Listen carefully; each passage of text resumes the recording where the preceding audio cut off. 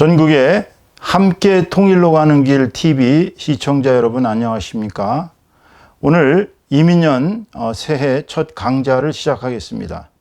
오늘 강좌는 한민족 통일론 강좌 제2의 6회 주제는 인간주권론 제1장 존재의 해석완입니다.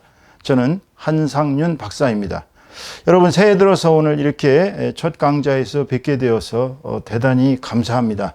오늘의 주제는 인간의 그 어떤 철학뿐만 아니라 인간의 정치, 사회, 어떤 이데올로기의 가장 기본이 되는 그 존재 해석, 존재를 어떻게 해석할 것인가, 여기에 역점을 두고 오늘 함께 말씀을 나누도록 하겠습니다.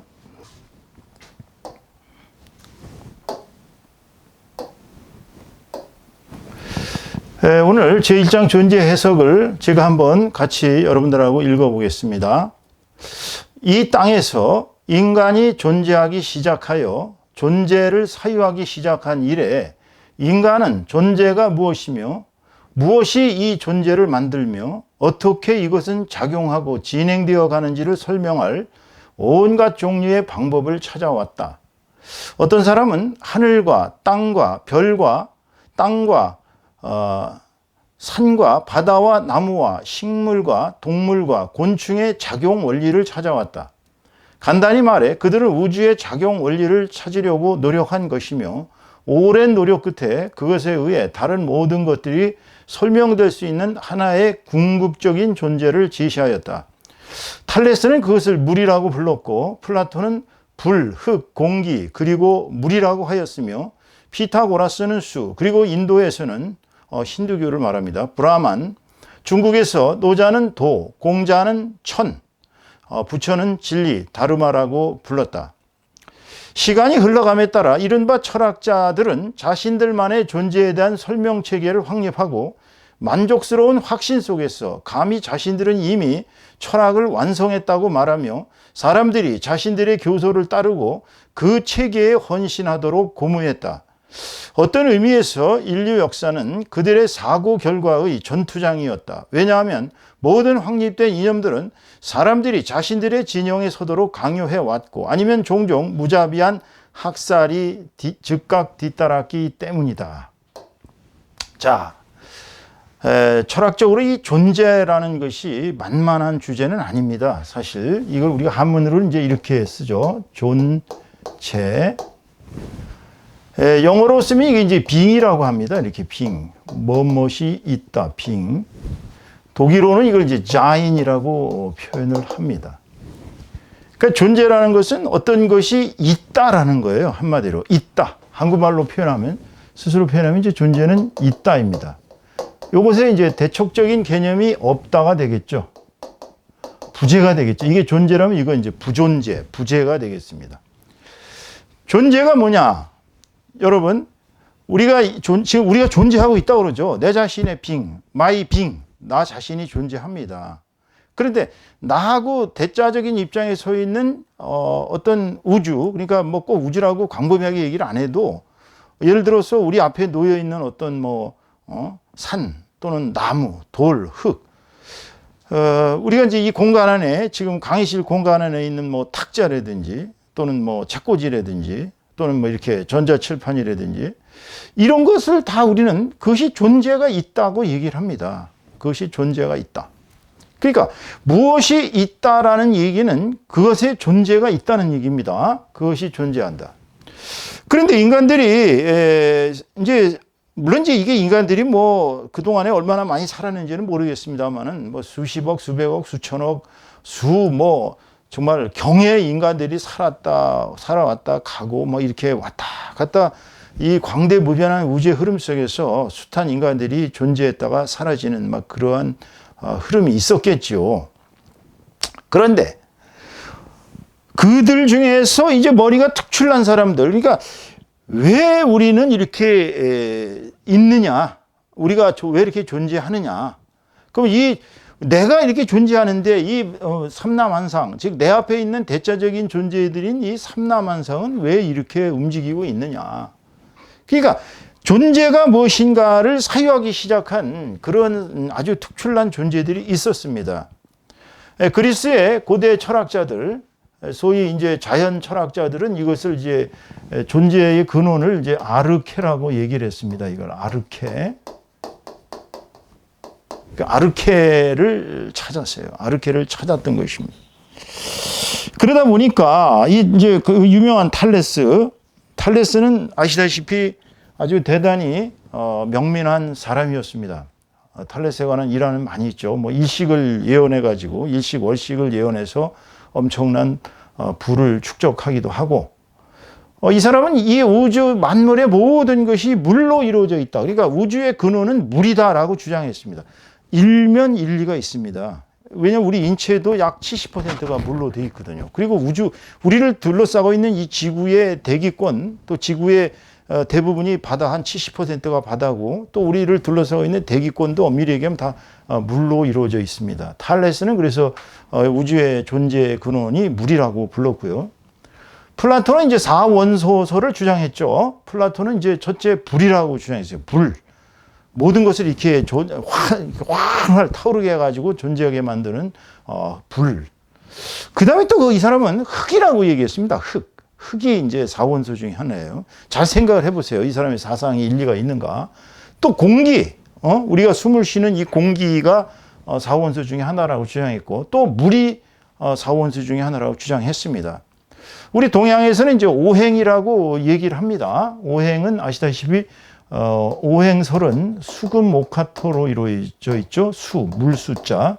그 다음에 수금 목 화토, 이렇게 오행입니다. 이 오행. 동양 사상의 오행은 대단히 좀 심원한 데가 있어요. 여러분 가만히 살펴보시면 내 몸 자체도 물로 이루어져 있습니다. 내 몸에 금붙이, 그러니까 금성으로 이루어져 있는 거 여러분 아시죠? 그 다음에 이제 나무의 성분, 목. 그 다음에 이제 불의 성분, 흙의 성분, 이게 다 있습니다. 그래서 이제 음양 오행 설로 해갖고 수는 이제 뭐 신장이 이제 그 콩팥이죠. 콩팥하고 이제 이런 것이 물로 이루어져 있고, 뭐 금은 이제 폐라든지 대장 같은 경우, 또 나무는 간이라든지 담이라든지, 화는 이제 불덩어리인데 이거는 우리 몸에서는 심장이라고 얘기했습니다. 심장과 소장. 그 다음에 이제 토는 흙인데 위하고 이제 비하고 위, 비위라고 하죠. 이러한 오행이 우리 몸에도 나타나 있다고 생각을 했고요. 이 우주 만물이 다 이렇게 수금 목화토로 이루어져 있다고 동양에서 그렇게 주장했습니다. 근데 여러분이 잘 아시는 피타고라스의 정리에, 우리가 이제 중학교 다닐 때 피타고라스의 정리 아시죠? 피타고라스의 정리를 발견한 이 피타고라스는 이 우주 만물은 다 수로 이루어져 있다고 그랬어요. 수. 근데 이 수가 우리가 생각할 때 수가 단순히 뭐 1, 2, 3, 4, 5, 6, 7, 8, 9 뭐 이 정도의 논리가 아니에요. 사실 이 세상의 모든 우주 만물은 수적인 배합에 따라 이루어져 있는 것은 사실입니다. 여러분 아시는 음악도, 저는 잘 음악을 못합니다만 음악의 원리는 그렇다고 합니다. 음악의 원리는 결국 수의 원리예요. 다 그게 숫자적인 원리라는 것입니다. 그러니까 우주 만물은 다 이 수의 원리로 이루어져 있다고, 이 사람들은 지금의 현대 수학에서 얘기하는 뭐 수열이라든지 뭐 이런 아주 복잡한 수의 논리들을 그때 많이 찾아냈습니다. 인도의 힌두교에서는 이제 브라만, 이 브라만이라는 것은 이제 아트만, 뭐 이제 이것하고 이제 이게 우리가 뭐라 그럴까요? 좀 매칭이 되는 건데, 브라만이라는 것은 한마디로 여기서 범아. 그러니까 우주에는 이 범아가 있다는 거예요. 우주 만물을 포괄하는 근본적인 원리인 범아가 있고, 나는 이제 소아인 것입니다. 그래서 범아와 내가 일치하는 것, 그게 이제 도의 궁극적인 모습이라고 하고, 힌두교에서는 브라만을 중시해서, 또 브라만 계급이라고 여러분 아시다시피 이제 사제 계급을 얘기하죠. 이 사람들이 최고의 성직자들이 최고의 계급이었었고, 뭐 그다음에 귀족, 전사, 그다음에 천민, 뭐 이런 제도가 나오게 된 것이 인도의 사상의 힌두교의 기초를 두고 있는 것이죠. 불교도 사실은 이제 힌두교에서 나왔습니다.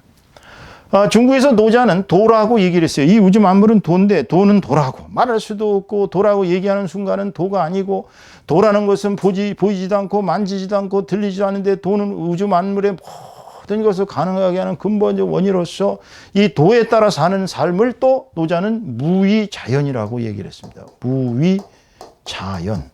그러니까 아무것도 하지 않고 이 도에 따라가는 생활, 이걸 이제 무위자연이라고 얘기하는 것입니다. 그러니까 아무것도 하지 않는다 이거예요. 아무것도 하지 않고 자연스럽게 살아가는 거. 이걸 이제 노자는 최고의 경지라고 주장을 했습니다.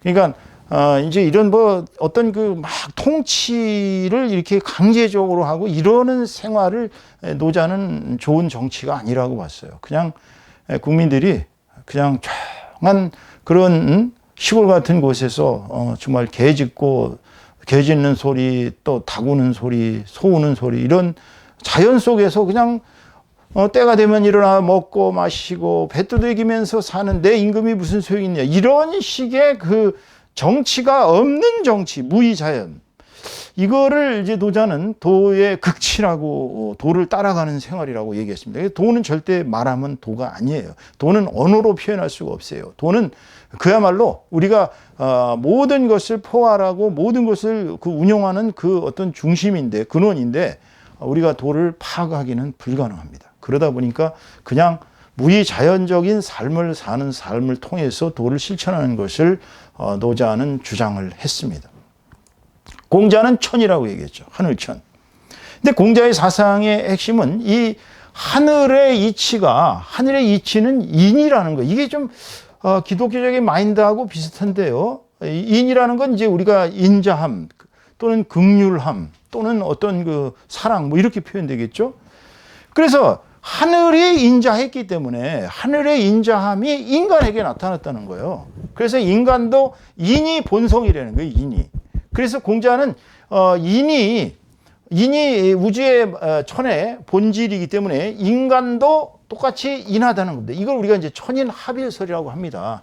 그래서 천과 인이 합일되는 것은 하늘이 우리에게 부여해준 인, 본성은 이제 이제 성명학 이야기에 와서는 그걸 리라고 불렀는데, 이게 이제 인이 바로 우리 몸에 나타나는 것이 성품입니다. 이제 성품, 본성.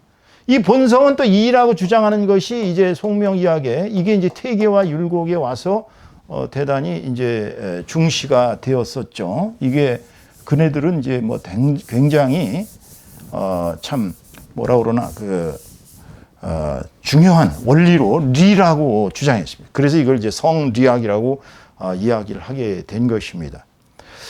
부처는 이 세상의 모든 근원은 진리, 즉 다르마는 한마디로 얘기해서 그네들이 얘기하는 법입니다. 법보, 삼보 중에 법. 근데 법이라는 것은 다 인연이에요. 이게 인연. 예? 법이라는 것은 인연법입니다. 인연, 카르마.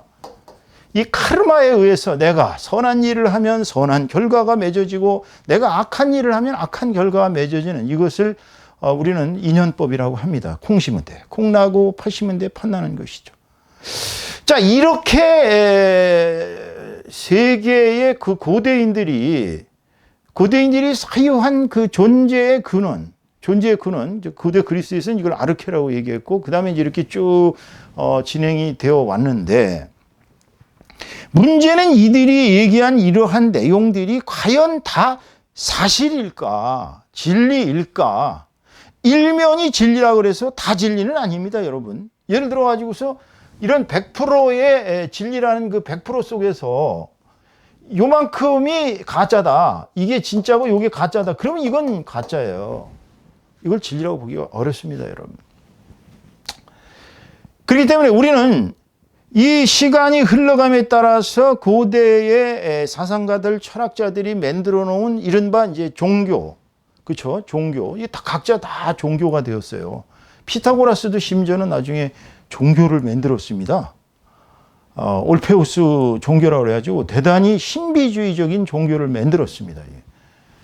물론 이제 플라톤은 종교를 만들지는 않았습니다. 아카데미아를 만들었죠. 아카데미아를 만들어서 오늘날 서양 교육의 시조가 되었습니다. 그러나 엄밀히 얘기하면 이제 소크라테스 교회예요. 자기 스승인 소크라테스의 어떻게 본다면 그 공동체를 중시하는 공산주의적인 커뮤니즘적인 생각이 심지어는 뭐 아시다시피 그 재산의 공유, 그 지도층들은 재산도 공유하고 자식들도 공유하고 와이프도 공유해야 된다는 이런 황당무계한 소리를 주장한 것이 바로 소크라테스의 제자 플라톤의 사상은 결국 소크라테스의 사상이고, 이 사람도 결국은 소크라테스 교를 만든 거예요. 그것이 오늘날 공산주의의 또 근원이 되었다는 걸 얘기한다면 좀 지나친 비약일까요? 브라마는 힌두교가 되지 않습니까? 근데 중국에서 노자는 도교를 만들었어요. 도교가 되었습니다. 공자는 뭐 아시다시피 유교가 됐고, 부처는 이제 불교가 되었습니다.